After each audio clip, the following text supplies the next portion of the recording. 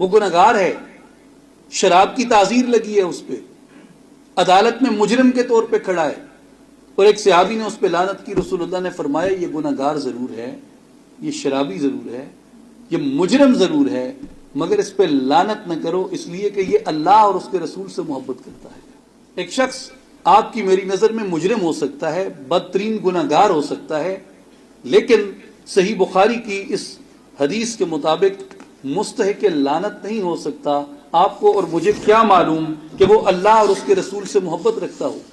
اور ہم جتنی سخاوت سے، فیاضی سے سوشل میڈیا پہ بیٹھ کے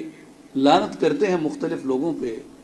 ہم نے کبھی یہ نہیں سوچا کہ جس شخص کو میں ملعون کہہ رہا ہوں، جس شخص پہ میں لعنت کر رہا ہوں یا کر رہی ہوں،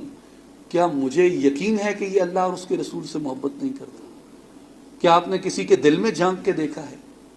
کہ وہ اللہ اور اس کے رسول سے محبت نہیں کرتا اور آپ اسے مستحق لعنت سمجھتے ہیں؟